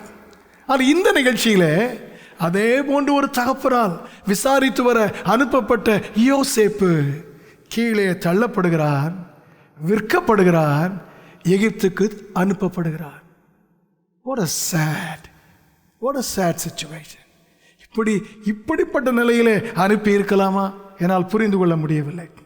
Genesis 37 verses 19 and 21, 19, 21 ஆகிய நிகழ்ச்சிகள். அவன் சகோதரர் தீர்மானிக்கிறார்கள், அவன் வந்தவுடனே அவனை கொலை செய்ய வேண்டும் சொப்பனக்காரனை என்று நினைத்து சொல்லிவிட்டு நாம் அவனை கொலை செய்து பார்க்கிறார்கள். குழி இருக்கிறது, அந்த குழியிலே போட்டு விடலாம் என்கிறார்கள். அந்த வசனத்தை வாசித்த போது என் மனதில் வந்த கேள்வி, அந்த குழி அங்கதான் இருக்கணுமா? ஆண்டவர் எல்லாம் அறிந்தவர் தானே, எல்லாம் அறிந்தவர். இந்த யோசேப்புக்கு தீமை வராமல் காப்பதற்கு இந்த குழி இல்லாத இடத்திலே அவர்களை உட்கார வைத்திருந்தால் என்ன? அவர்கள் இருந்த இடத்தில் குழி ஏன் இருக்க வேண்டும்? எனக்கு புரியவில்லை. கர்த்தருக்கு ஸ்தோத்திரம். ஒருவேளை குழி இருக்கிறது என்று வைத்துக் கொள்ளுங்கள், அந்த குழியிலே இவர்கள் போட வேண்டும் என்பதற்காக தேவன் அங்கு வைக்கவில்லை, இவர்களை சோதிப்பதற்காக ஒருவேளை வைத்திருக்கலாம். நீ நினிவேக்கு போ என்கிறார். வந்தவன் பார்க்கிறான், தர்ஷீசுக்கு கப்பல் ரெடியா இருக்கிறது. ஆயத்தமான ஒரு கப்பல் இருப்பதனாலே கர்த்தர் அவனை வேறு வழியாய் போகச் சொன்னார் என்று அர்த்தமா? இல்லை, அது அவனுக்கு உதவி செய்ய தேவன் வைத்தது அல்ல, அவனை சோதித்து பார்க்க கர்த்தர் வைத்தது. கர்த்தருக்கு ஸ்தோத்திரம். இங்கே அருகிலே ஒரு குழி, அந்த குழி இருந்தவுடன் வசதியாக அவர்களுக்கு தெரிந்தது, அங்கே போட்டு விடலாம். கொஞ்ச நேரம் கழித்து, இல்லை கொன்று போட வேண்டாம், அவனை சும்மா போட்டு விடுவோம் என்று அது இருந்ததை பயன்படுத்துகிறார்கள். இல்லாமல் இருந்தால் என்ன? I don't understand. கர்த்தருக்கு ஸ்தோத்திரம் உண்டாவதாக. 37ஆம் அதிகாரம் 25, 28 வசனங்கள், verses 25 and 28. சரி, இவர்கள் இப்படியெல்லாம் திட்டம் போடுகிறார்களே, அன்றைக்குத்தான் இந்த வியாபாரிகள் அந்த பக்கம் வர வேண்டுமா? I don't understand. Hallelujah. It's a mystery. நிகழ்ச்சிகளை பார்க்கும்போது இந்த மீதியான வியாபாரிகள், எகிப்திற்கு போகிற வியாபாரிகள் அன்றைக்குத்தான் வர வேண்டுமா? நடந்தவைகள் ஒன்றும் நமக்கு விளங்கவில்லை.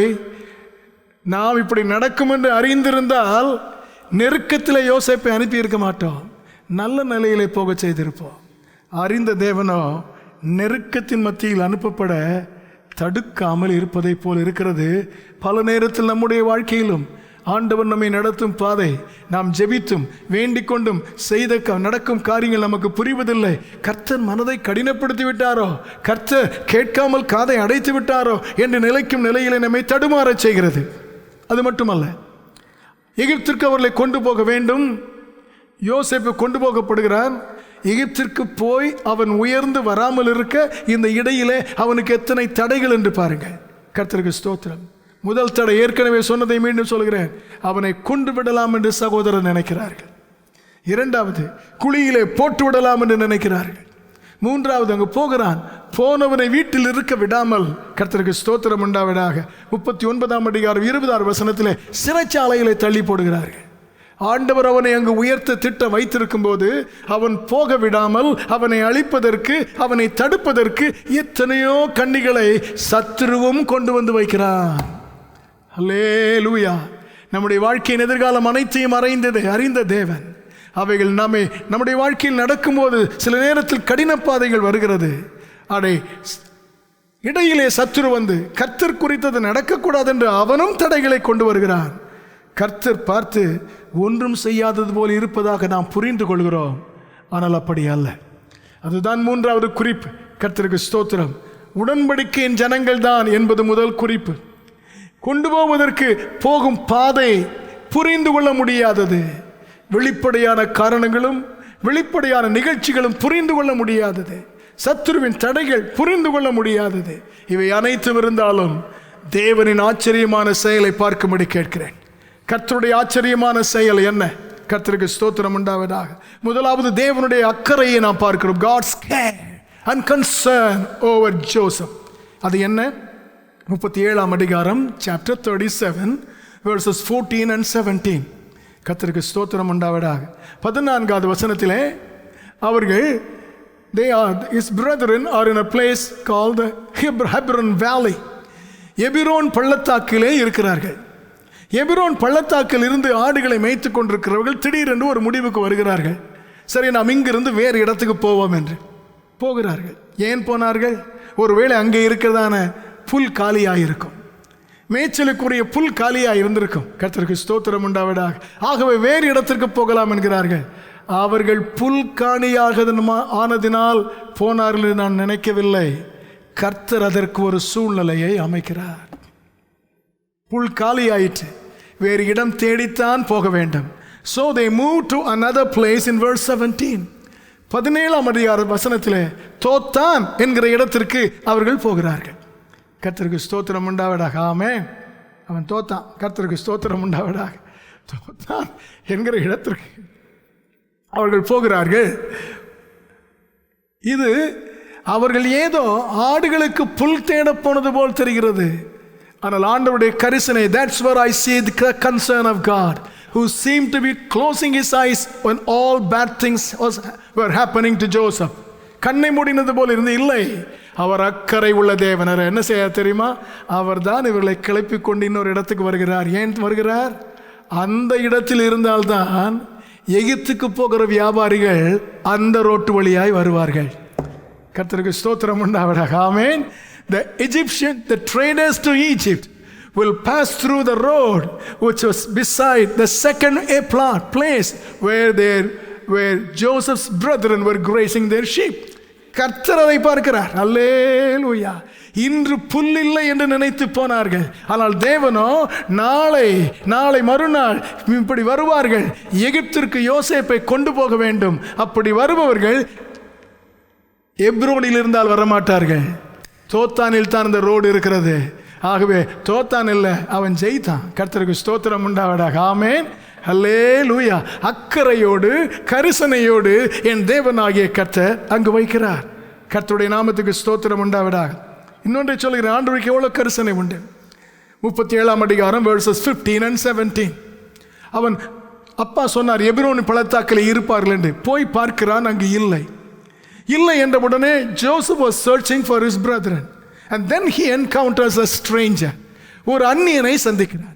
அந்நியனை சந்தித்து இங்கு ஆடு மேய்த்து அவர் கேட்கிறான், யாரை அப்பா தேடுகிறாய்? நீ ஏன், ஒருவேளை did you miss your way? Are you wandering in the field? Hallelujah என்று கேட்கிறான். அவன் சொல்றான், இல்லை, என் சகோதரர்கள் ஆடு மேய்த்து கொண்டிருந்தார்கள், இங்கு இருப்பதாகத்தான் கேள்விப்பட்டேன், அவர்கள் எங்கே போனார்கள் எனக்கு தெரியவில்லை என்று சொன்ன உடனே that stranger has a clue. அவன் சொல்லுகிறான், நானும் அவர்களை பார்த்திருக்கிறேன், போகும்போது தோத்தானுக்கு போவோம் என்று சொன்ன சத்தம் என் காதிலே கேட்டது. They did not tell him. They were talking among themselves and this person overheard it. அவன் போகிற வழியிலே தோத்தான் என்கிற சொல் மட்டும் அவங்க காதில் விழுந்துச்சு. அவன் இப்பொழுது யோசேப்பிடத்தில் சொல்கிறான், maybe they are in தோத்தான். Hallelujah. It looks like a chance happening. இது ஏதோ சந்தர்ப்பமாக நடந்ததை போல் தெரிகிறது. சந்தர்ப்பம் அல்ல, கரிசனை உள்ள தேவன்.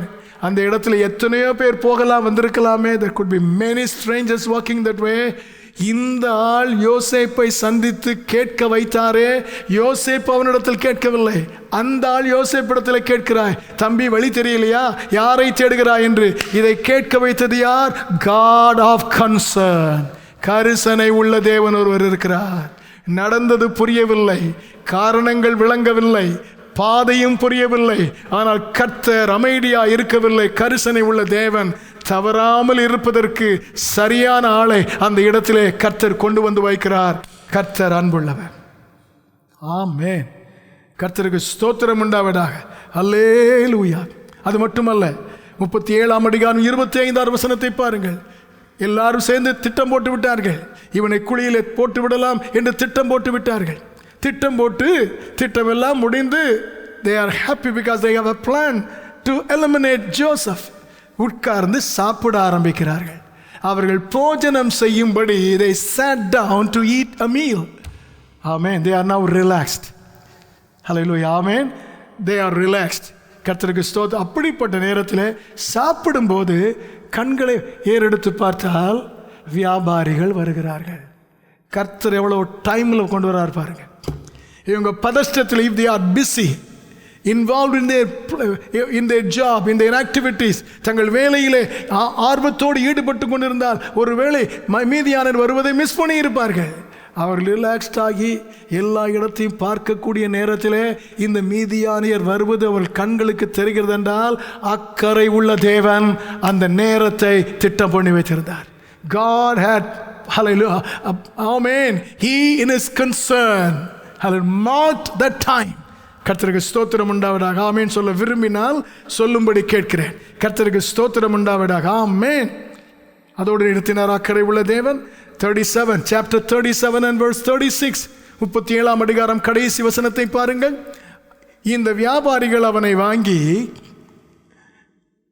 எகிப்து தேசத்திலே அதிகாரியாய் இருக்கிற போத்திப்பாரிடத்திலே விற்று போட்டார்கள். ஆமென். ஏங்க இந்த ஆளை வாங்குறதுக்கு எத்தனையோ பேர் இருந்திருப்பார்களே. இந்த slave market anybody could have bought. But the Bible, God records these merchants sold Joseph to Potiphar. இவர்கள் அவனுக்கு விற்றார்கள். யோசேப்பு 2 முறை விற்கப்படுகிறான். ஒன்று சகோதரரால் மீதியானியருக்கு விற்கப்படுகிறான் 20 வெள்ளிக்காசுக்கு. அவன் போகட்டும் என்று நினைத்து அவனை கொல்ல வேண்டாம் என்று நினைத்து விற்றார்கள். விலைக்கு வாங்கினவர்கள் இப்பொழுது எகிப்திற்கு கொண்டு வந்து அவனை விற்க வேண்டும். இவருடைய ஒரே மோட்டிவ் யோசேப்புக்கு உதவி செய்வதல்ல, யோசேப்புக்கு நல்ல இடத்துல கொண்டு விட அது இல்லை. அவருடைய ஒரே நோக்கம் இவனை வைத்து அதிக லாபம் யாருக்கு எங்கு கிடைக்கும். we want to make money. whoever gives the best offer we will sell him. இவனுக்கு அதிக விலை கொடுக்கிறவர்களை விற்று போடலாம் நினைத்து வந்தால் அதிகாரியாக இருக்கிற இவரிடத்தில் பணம் அதிகமாக இருந்தது. யோசேப்பை வாங்குவதற்கு தகுதி உள்ளவராக இருந்தார். அவர் வியாபார நோக்கத்தோடு விற்றார்கள். அவர்கள் விற்றது வியாபார நோக்கத்தோடு அதிக விலை கிடைத்ததினாலே. ஆனால் அக்கறை உள்ள தேவன் ஒருவர் இருக்கிறார். அதிலும் தம்முடைய தடயத்தை பதித்திருந்தார். ஆமேன். அல்லேலூயா. ஆமேன். ஏன் போத்திப்பார்? இந்த போத்திப்பாரின் 40 அதிகாரம் 4வது வசனம் Genesis chapter 40 and verse 4 அந்த இடத்துக்கு வரும்போது யோசேப்பு அடைக்கப்பட்டிருந்தானே சிறைச்சாலை, அந்த சிறைச்சாலை போத்திப்பாரின் வீட்டில் தான் இருக்கிறது, அந்த காம்பவுண்டில் தான் இருக்கிறது. கர்த்தருக்கு ஸ்தோத்திரம் உண்டாவதாக. ஆமேன். ஆமேன் சொல்ல கேட்கிறேன். அல்லேலூயா. அந்த சிறைச்சாலை எப்படிப்பட்ட சிறைச்சாலை அதை குறித்து வேதத்தில் காண்கிறோம். ஆதியாகமம் 39 அதிகாரம். கர்த்தருக்கு ஸ்தோத்திரம் உண்டாவதாக. 20 வசனத்திலே ராஜாவின் கட்டளையினால் வந்தவர்கள் மட்டுமே அடைக்கப்படுவார்கள். வேறு யாரும் வந்து ஜெயிலுக்கு வர மாட்டார்கள். ராஜாவே இந்த நபருக்கு தண்டனை என்று சொன்னால் அரசு தண்டனை பெற்றவர் தான் இங்கு வருவார். ஆமே, வேறு யார் அங்கு வருவதில்லை. அதனால்தான் 2 பேர் சுயம்பாகியும் பானபாத்திரக்காரனும் ராஜாவினால் தண்டிக்கப்பட்டு அந்த இடத்துக்கு வந்தார்கள். யோசேப்பு ராஜாவுக்கு தீமை செய்யவில்லை. போத்திப்பாரின் வீட்டிலே அபாண்டமாய் குற்றம் சாட்டப்பட்டிருக்கிறான். யோசேப்பு இந்த சிறைச்சாலைக்கு வருவதற்கு அவனுக்கு நியாயம் கிடையாது. He did not, hallelujah, amen, disobey the king. He did not hurt the king. He did not deserve that prison. He could have been thrown into any other prison. ஆனால் இந்த சிறைச்சாலை the maximum, hallelujah, security prison அது போத்திப்பாரின் காம்பவுண்டுக்குள்ளே இருந்ததுனால போத்திப்பார் தன்னுடைய அதிகாரத்தை துஷ்பிரயோகம் செய்து எங்கேயோ போக வேண்டிய யோசேப்பை அந்த சிறைச்சாலையில் அடைத்து வைத்தார். அவன் கோபத்தினால் அடைத்து வைத்தான். He did it with anger and revenge. ஆனால் ஆண்டவருடைய கரத்தை அங்குதான் காண்கிறான். கரிசனை உள்ள தேவன். வேறு இடத்திற்கு வேறு ஜெயிலுக்கு யோசேப்பு போயிருந்தால் இந்த இருவரை சந்தித்திருக்க முடியாது. இந்த இருவர் இந்த சிறைக்குத்தான் வருவார்கள். எகிப்து சட்டம் அது. ஆனால் அவர்கள் இருவரும் வரும்போது அவர்கள் மூலம் இவனுக்கு பாதை திறக்க வைப்பதற்காக என் தேவனாகிய கர்த்தர் அமைதியாய் இருப்பதை போல் தெரிந்தது. ஆனால் இல்லை, அவர் தம்முடைய அக்கறையை, கரிசனையை காண்பித்தார். அல்லேலூயா, அல்லேலூயா சொல்ல முடிந்தால் உங்கள் விஷயத்தில் அப்படித்தான் செய்து கொண்டிருக்கிறார். நமக்கு புரியாது, கர்த்தருக்கு ஸ்தோத்திரம், நிச்சயமாய் ஒரு நாள் செய்வார். தேவனுடைய அக்கறையை காண்கிறோம். இரண்டாவது, ஆண்டவருடைய தயவு. we see the favor of God upon Joseph's life. என்ன கர்த்தருக்கு ஸ்தோத்திரம். 40ஆம் அதிகாரம், ஆதியாகமம் 40ஆம் அதிகாரம் ஏற்கனவே சொன்னேன். கர்த்தருக்கு ஸ்தோத்திரம். இந்த சிறைச்சாலையிலே யோசேப்பு ஏற்கனவே இருக்கிறான். 2 பேர் புதிதாக வந்திருக்கிறார்கள். 4வது வசனம் சொல்கிறது, தலையாறுகளின் அதிபதி வந்த இருவரையும் விசாரிக்கும்படி யோசேப்பின் வசத்தில் வைத்தான். எந்த தலையாரி? Who was that man? Who was that captain? இவனை சிறையில் தள்ளினானே அந்த போத்திபார். அந்த போத்திபார். அல்லேலூயா, ஆமென். இப்பொழுது புதிதாக வந்த 2 பேர் யோசேப்பை அழைத்தப்பா, நீ இவர்களை பொறுப்பாக பார்த்துக்கொள். யாரை வெறுத்தானோ அதே யோசேப்பை நம்பி அவன் மாறி இருக்கிறான், நல்லவன், ஆகவே புதிதாக வந்தவர்களை இவன் மேனேஜ் பண்ணுவான் என்று சொல்லி போத்திபாரை கொடுத்தான். புரிந்திருக்கிறதா? கர்த்தருக்கு ஸ்தோத்திரம் உண்டாவதாக. அல்லேலூயா, ஆமென், ஆமென். அந்த நேரத்தில் எனக்கு வந்த கேள்வி ஒன்றை சொல்கிறேன். போத்திபார் யோசேப்பை இவ்வளவு நம்புவதற்கு காரணம், சிறைச்சாலைக்காரன் ஏற்கனவே சொல்லி இருக்கிறான், இந்த யோசேப்பு மற்றவர்களைப் போல அல்ல, மாறி இருக்கிறார். அவரை நம்பி எந்த பொறுப்பையும், எல்லா பொறுப்பையும் நான் கொடுத்திருக்கிறேன், அவை எல்லாம் சரியாக செய்து வருகிறார் என்று இவனை குறித்து சொல்லி இருக்கிறார். அதை கேட்டு பார்த்து போத்திபாரின் மனம் இப்பொழுது Potiphar began to trust Joseph as he once trusted him. Hallelujah, amen. நம்பினவன் என்ன செய்திருக்கலாம்? What he could have done? He could have released Joseph out of the prison. சிறைச்சாலையிலே அவரை வெளியே அனுப்பியிருக்கலாம். ஆனால் அநேக நாட்கள் மீண்டும் அங்கு இருக்கிறான். He continued there for many days. Why? That's where I see the favor of God. கர்த்தருடைய தயவை அங்கு காண்கிறேன். உள்ளே இருந்தாலும் வேதனை இல்லாமல் சிறைச்சாலைக்காரனின் தயவு, எல்லாருடைய தயவு, அதிபதியின் தயவு, அத்தனையும் பாதுகாப்பாய் இருக்கும் நிலையில் தேவன் குறிக்கும் நாள் வரை, கர்த்தருக்கு ஸ்தோத்திரம், தேவன் ஆயத்தம் என்னும் பாதை தனக்கு திறக்கும் வரை பத்திரமாக நல்ல சாட்சியோடு இருக்க கர்த்தர் அவன் மேல் தயவாய் இருக்கிறார். கரங்களை உயர்த்தி ஆமேன் சொல்ல கேட்கிறேன். கர்த்தருக்கு ஸ்தோத்திரம் உண்டாவதாக. ஆமேன். சிறைச்சாலைக்காரனின் தயவு அவனுக்கு கிடைக்கிறது. இந்த நெருக்கத்தின் மத்தியிலும் there is a God who favored Joseph. அது மட்டுமல்ல, I also see the forethought of God. ஆண்டவருடைய முன் யோசனை. கர்த்தருக்கு ஸ்தோத்திரம். ஹல்லேலூயா, ஆமென். 37ஆம் அதிகாரம், Genesis 37 verses 5 through 11, 5 முதல் 11 வரை உள்ள வசனங்களிலே அவன் சின்ன பையனாய் இருக்கும்போதே God blessed him with an ability to dream, to hear from God through dreams, to know the mind and plan of God through dreams. தேவனுடைய திட்டத்தை, மனதை சொப்பனங்களின் மூலமாக தேவன் காண்பிக்க அதை பெற்றுக்கொள்கிற ஒரு கிருபையை, talent, a gift, an ability கர்த்தர் அவனுக்கு கொடுத்திருந்தார். அன்றைக்கு எல்லாரும் அவனை கேலி பண்ணினார்கள். But that was God's forethought. அது ஆண்டவருடைய முன் யோசனை. ஏன்? 40 ஆண்டுகள் கழித்து, அல்லது 40 வயதாகும் போது, கர்த்தருக்கு ஸ்தோத்திரம் உண்டாவதாக, எகிப்து தேசத்தில் ஒரு மிகப்பெரிய பிரச்சனை வரும். அந்த பிரச்சனையை தீர்ப்பதற்கு கர்த்தருக்கு ஸ்தோத்திரம் உண்டாவதாக. ஹல்லேலூயா, ஆமென். ஒரு பாதை வேண்டும். அந்த பிரச்சனைக்கு பாதை திறக்க அந்த ராஜாவுக்கு நான் கொடுக்க போவதும் ஒரு சொப்பனம் தான். அந்த சொப்பனத்துக்கு அர்த்தம் தெரியாமல், அர்த்தம் சொல்ல முடியாமல் எல்லா ஞானிகளும் திணறும் போது அர்த்தத்தை அன்று சொல்வதற்கு ஒரு யோசேப்பு இருக்க வேண்டும் என்று தேவன் அறிந்து அவன் சிறு பையனாய் இருக்கும் போதே அந்த தாளந்தை கொடுத்தார். ஏன்? அவன் பெரியவனாகும் போது எகிப்து ராஜாவுக்கு அந்த சொப்பனத்தை அர்த்தம் சொல்வதற்காக என்றைக்கோ நடக்க வேண்டியதை அறிந்த தேவன் சிறு வயதிலே அவனுக்கு சொப்பனத்தை கொடுத்தார். கரங்களை உயர்த்தி ஆண்டவரை துதிக்கும்படி கேட்கிறேன். அல்லேலூயா, ஆமென். அவர் முன் யோசனை உள்ள தேவன். The book of Esther chapter 6 first 3 verses. Hallelujah. என்றைக்கோ நடந்தது. ஆகாஸ் வேறு ராஜாவை கொலை செய்வதற்காக 2 பேர் யோசிக்கிறார்கள். அதை கேள்விப்பட்டதான ஹல்லேலூயா. மொர்தெகாய் ராஜ சமூகத்திற்கு அதை தெரிவிக்கிறார்.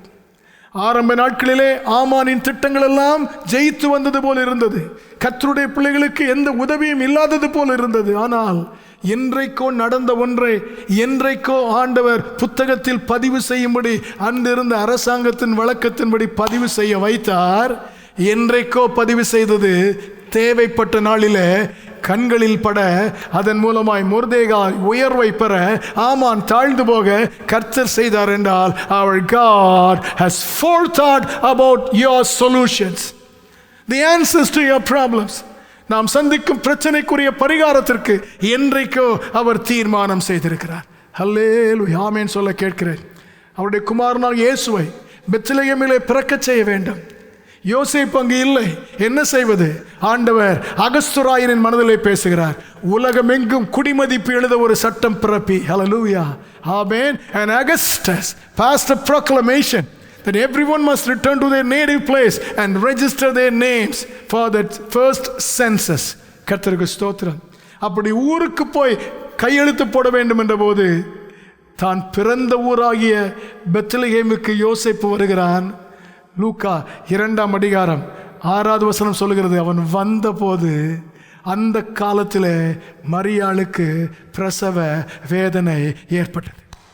அல்லேலூயா. என்றைக்கோ வர இருப்பதை ஆண்டவர் அறிந்து என்றைக்கோ அதற்கான சட்டம் போட வைக்கிற தேவன். ஆமேன். ஆண்டவருடைய கரிசனை, ஆண்டவருடைய தயவு, ஆண்டவருடைய முன் யோசனை தெரியாமலே பாதுகாத்து பத்திரமாக்கி மேன்மை கொடுத்து யோசேப்பு எகிப்திலே இருக்கும்படி செய்தது. அவனை அகற்ற சத்துரு நினைத்தாலும் கர்த்தர் விடவில்லை, அங்கேயே வைத்தார். ஆமேன். கொடுமையான சகோதரர்கள், வியாபார நோக்குடைய வியாபாரிகள், துணிச்சலாக பொய் சொல்லி அவனை தள்ளி வைத்ததான பெண், விசாரிக்காமல் அநியாயமாய் அடித்ததான போத்திப்பார், இத்தனை நெருக்கத்தின் நடுவிலும் யோசேப்பு அழியாதிருந்தான் என்றால் there was a God of concern, a God who favored him, and God who had a forethought to prepare the right and necessary answers to Joseph. கரங்களை உயர்த்தி ஆமீன் சொல்ல கேட்கிறேன். அல்லேலூயா. யோசேப்புக்கு மட்டுமல்ல, நமக்கும் அப்படியே ஆண்டவர் செய்ய வல்லமையுள்ளவராய் இருக்கிறார். அல்லேலூயா. எத்தனை நெருக்க பாதைகள், புரியாதவைகள், கடினமானவர்கள், கொடுமையானவர்கள் நம்முடைய வாழ்க்கையில் குறுக்கிட்டாலும் ஆண்டவரை பற்றி கொண்ட தேவனுடைய பிள்ளைகளாக இருந்தால் இவைகளின் நடுவே விளம்பரம் இல்லாமல், ஹல்லேலூயா, with no publicity, our God will silently but steadfastly continue his work, express, show his care, favor and his forethought. அல்லேலூயா. ஆண்டவரே, எனக்கும் அப்படி செய்வீரா? இவையெல்லாம் நடந்தபோது உடனடி பரிகாரங்கள் தெரிந்தது. கொல்லப்படவில்லை, குழியில் போட்டார்கள். குழியிலிருந்து எடுத்து வெளியே விற்று போட்டார்கள். உடனடி ஆன்சர் தான் எல்லாருடைய கண்ணுக்கும் தெரிந்தது. Nobody saw the grand design of God in all those things. இதற்கு பின்னால் எல்லாவற்றையும் ஒன்றாக இயக்கி வருகிற தேவனுடைய மேலான திட்டத்தை யாரும் பார்க்கவில்லை. ஆனால் வேதத்தில் ஆண்டவர் அதை பதிவு செய்து உங்களுடைய கரத்திலே கொடுத்திருக்கிறாரே, அதை பார்க்கும்போது யோசேப்புக்கு அன்றன்று நடந்த பரிகாரம் அல்ல, இவை அனைத்தையும் திட்டத்தோடு தீர்மானத்தோடு நேர்த்தியாய் நடத்தி வந்து, ஹல்லேலூயா, உடன்படிக்கையை கொடுத்தவர் உடன்படிக்கையின் சந்ததியை எகிப்திற்கு கொண்டு போக வேதனையான சூழ்நிலையாயிருந்தாலும் தம்முடைய கிருபையினால் பாதுகாத்து கொண்டு போனார் என்பது நிரூபிக்கப்பட்டது. கர்த்தருக்கு ஸ்தோத்திரம். அல்லேலூயா. அது வேதத்தில் நிரூபிக்கப்பட்ட எல்லாவற்றையும் பார்க்கும்போது நாம் என்ன சொல்லுவோம்? பரவாயில்லை, யோசேப்பு பாடுபட்டது வீண் அல்ல, அதற்கு மேலாக அவனுக்கு மகிமை கிடைத்தது. அல்லேலூயா. ஆமென். His blessings outweigh his pain and sacrifices என்று சொல்லக்கூடிய நிலையிலே கர்த்தர் இந்த வேதத்தில் அதை நிரூபித்து காண்பித்திருக்கிறார். அதே கர்த்தர் உண்மையுள்ள தேவன் உங்கள் வாழ்க்கையிலும் அதை ஒரு நாள் சொல்ல வைப்பாராக. கடினமான பாதைதான், ஆனாலும் கர்த்தர் கொண்டு வந்து வெற்றியை மேன்மையும் தரும்போது God, it was worth it all. இவை அனைத்தும் நன்மைக்காகவே முடிந்தது. ஆண்டவரே, நீ தந்திருக்கும் மேன்மையும் கிருபையும் நான் அடைந்த கொடுத்த கிரயத்தை விட பல மடங்கு மேலானது என்று சொல்ல வைப்பாராக. ஆமென். இந்த நிலையிலே ஆண்டவர் தன்னுடைய பிள்ளையை கைவிடாமல் அந்த எதிர்மறையான சூழ்நிலையில் அழிந்து போகாமல் நிற்க பண்ணி தான் சொன்ன வாக்கு நிறைவேறுவதற்கு பயன்படுத்தி கொண்டு போக வைப்பார். யோசேப்பே, உன்னை ஒரு ஆளை கொண்டு போனதாக தெரிகிறது. உன்னை கொண்டு போனது 70 பேரை கொண்டு வருவதற்காக, 6 லட்சம் பேர் உருவாவதற்காக, ஆசீர்வாதத்தின் சந்ததியாக இந்த இடத்தை விட்டு போவதற்காக கர்த்தர் கொண்டு வந்தார் என்பது நமக்கு விளங்குகிறது. அந்த கிருபையை கர்த்தர் நம்முடைய வாழ்க்கையிலும் காண வைப்பாராக. தேவனதை செய்வதற்கு நாம் செய்ய வேண்டியது ஆதியாகமம் 16ஆம் அதிகாரம் 16வது வசனமும் 17ஆம் அதிகாரம் 1 வசனமும். 16ஆம் அதிகாரம் ஆரம்பிக்கும் போது அவனுக்கு இஸ்மவேல் பிறக்கும் போது 86 வயது. அதற்கு ஒரு ஆண்டுக்கு முன்பு அந்த இடத்திற்கு வருகிறான், எகிப்திற்கு வருகிறான். கிட்டத்தட்ட அவனுக்கு 85 வயது. ஒரு ஆண்டுக்கு பிறகு இஸ்மவேல் பிறக்கிறான். 85 வயதிலிருந்து 99 வயது வரைக்கும் 14 வருடங்கள் ஆபிரகாமின் வாழ்க்கையில் தேவ சத்தம் இல்லை, தேவ தரிசனம் இல்லை. He did not hear the voice of God. He did not have the vision of God for 14 years. வாக்கு பண்ணினவர் வாக்கை நிறைவேற்றுவார். அல்லேலூயா. எகிப்திற்கு கொண்டு போவார் ஆபிரகாமே. நீ எகிப்திற்கு போக வேண்டியதில்லை, உன் சந்ததியைத்தான் கொண்டு போவார் என்று சொன்னார். ஆனால் ஆபிரகாமே, நீ அவசரப்பட்டு எகிப்துக்கு போய்விட்டாய். கர்த்தர் சொல்வதற்கு முன்பு நீ போய்விட்டாய். போய் தேவ சித்தம் இல்லாததை செய்து விட்டாய். அதன் விளைவு என்ன? 14 years of no vision from God. கர்த்தருக்கு ஸ்தோத்திரம். தேவன் சொன்ன உடன்படிக்கையை கர்த்தர் நிறைவேற்றுவார். ஆனால் நாம அவசரப்பட்டு காரியத்தை செய்ய நினைத்தால் அதன் விளைவாக தேவன் தரும் கிருபை, தேவன் தரும் நன்மை அது நம்முடைய வாழ்க்கையிலே இல்லாமலே போய்விடும். அந்த ஆபத்து வராதபடி கர்த்தாவே சொன்ன நீர் அதை செய்யும் வரை நானாக செய்து விடாதபடி அமைதியாயிருக்க கர்த்தர் எனக்கு கிருபை தருவீராக. இரண்டாவது, யோசேப்பு, அவனுக்கு மனிதனுடைய பகை, விரோதம் அத்தனை நெகட்டிவானதையும் பார்த்தோம். நடைபெற்ற ஒன்றும் அவனுக்கும் புரியவில்லை, புரியாத காரியங்கள். ஆண்டவரும் அவனுக்கு பதில் கொடுத்ததாக தெரியவில்லை அப்பொழுது உடனுக்குடன்.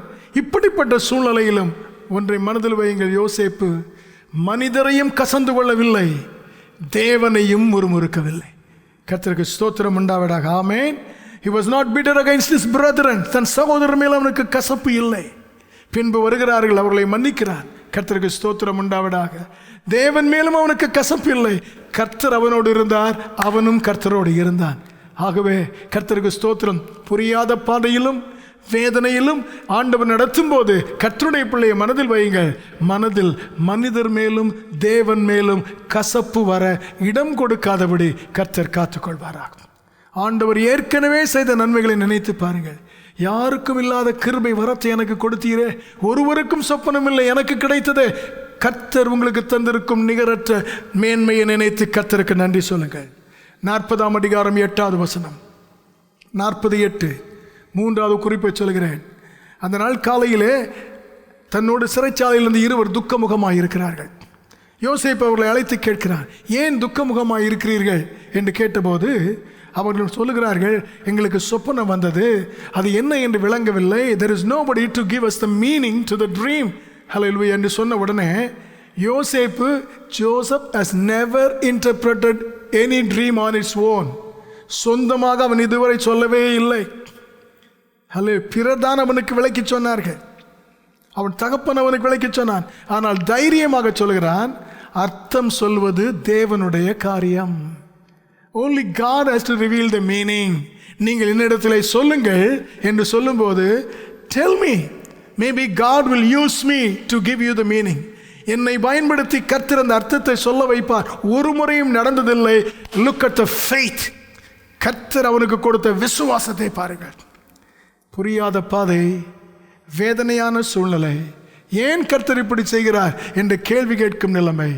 ஆனால் ஒன்றை மட்டும் விட்டுவிடாதிருங்க, ஆண்டவர் எந்த சூழ்நிலையிலும் என்னையும் பயன்படுத்த முடியும் என்கிற விசுவாசத்தை விட்டுவிடாதிருந்தால் யோசேப்பை அல்லேலூயா நிரந்தரமாக உயர்த்தினவர், தம்முடைய திட்டத்தை கொஞ்சமும் சேதமில்லாமல் நிறைவேற்றினவர் உங்கள் வாழ்க்கையிலும் நம் அனைவருடைய வாழ்க்கையிலும் அப்படியே செய்து மேன்மைப்படுத்த வல்லமை உள்ளவர். கண்களை மூடி நாம் ஜெபம் பண்ணுவோம். ஹல்லேலூயா, ஹல்லேலூயா, ஹல்லேலூயா. ஆண்டவரே, நான் உம்முடையவன் என்பதற்கு வெளிப்படையான அடையாளம் ஒன்றும் இல்லை. ஆனால் நீர் எனக்குள் ஜீவிக்கிறீர். நான் உம்மை பற்றி இருக்கிறேன். எப்பொழுது ஒரு மனதிலே நிச்சயத்தோடு வாழ எனக்கு கிருபை தாரும். நான் தேவனுடையவன், உடன்படிக்கையின் பிள்ளை, புதிய உடன்படிக்கையின் பிள்ளை என்கிற நிச்சயத்தோடு வாழ கர்த்தர் கிருபை தருவீராக. ஹல்லேலூயா. எனக்கு ஒன்றும் புரியாவிட்டாலும் அனைத்தும் புரிந்தவரும் அனைத்திற்கு பதில் உடையவருமாகிய கர்த்தர் என் எல்லா காரியங்களையும் நிர்வகிக்கிறீர் என்கிற நிச்சயத்தோடு நான் உம்மை துதிக்க கிருபை தருவீராக. ஆமென். கிருபையின் ஆண்டவரே, உம்முடைய வசன வெளிச்சத்திற்காக ஸ்தோத்திரம். யோசேப்பின் வாழ்க்கையிலிருந்து சொன்னதை செய்வதற்காக நீ நடத்தும் பாதை எப்பொழுதுமே கர்த்தாவே சுமூகமாய் இருப்பதில்லை. அது புரிந்து கொள்ளாத முடியாத பாதையாய் இருக்கும் என்பதை உணர்த்தினீர். எங்கள் வாழ்க்கையிலும் கர்த்தாவே, உம்முடைய சமூகத்திலே நீர் சொன்னதை நீரே செய்யும் வரை நாங்கள் முந்தி செய்து விடாதபடி கர்த்தர் எங்களை காப்பீராக. யார் மேலும் எங்களுக்கு கசப்பு வராமல், ஆண்டவர் மேலும் எங்களுக்கு கசப்பு வந்து விடாதிருக்க கர்த்தர் எங்களை காத்துக்கொள்வீராக. எங்கள் வாழ்க்கையிலே ஆண்டவரே, நாங்களே நெருக்கத்தில் இருந்தாலும் எங்களை விட நெருக்கப்படுகிறவர்கள் இருக்கிறார்கள் என்பதை அறிந்து, எங்களுக்காவது ஒரு ஆண்டவரை குறித்த நம்பிக்கை உண்டு, பிறருக்கு அதை இல்லை என்பதை அறிந்து, எங்கள் நெருக்கத்தின் நடுவிலும் எங்களை பயன்படுத்த தேவனால் முடியும் என்கிற விசுவாசத்தை கர்த்தாவே நாங்கள் விட்டுவிடாதிருக்க கிருபை தாரும். உணர்ந்து ஜெபித்த ஒவ்வொருவரையும், நினைத்து துதித்த ஒவ்வொருவரையும், ஆண்டவரை விரும்பி தீர்மானித்த ஒவ்வொருவரையும் அறிந்திருக்கிறவரே, கிருபையினால் நிறைத்து வெற்றி, நிரந்தர வெற்றிக்கு நேராக, மேன்மை நிரந்தர உயர்வுக்கு நேராக யோசேப்பை கொண்டு சென்றவர் உம்முடைய பிள்ளைகளையும் கொண்டு சென்று உமது நாமம் மகிமைப்பட செய்வீராக. உம்முடைய திட்டம் நிறைவேற செய்வீராக. இயேசுவின் உன்னத நாமத்தில் ஜெபிக்கிறோம் நல்ல பிதாவே, ஆமென். என் ஆத்துமாவே கர்த்தரை ஸ்தோத்திரி, என் முழு உள்ளமையுடைய பரிசுத்த நாமத்தை ஸ்தோத்திரி. என் ஆத்துமாவே கர்த்தரை ஸ்தோத்திரி, கர்த்தர் செய்த சகல உபகாரங்களை மறவாதே. ஆமென், ஆமென். கர்த்தருடைய கிருபை நம்மை தாங்குவதாக.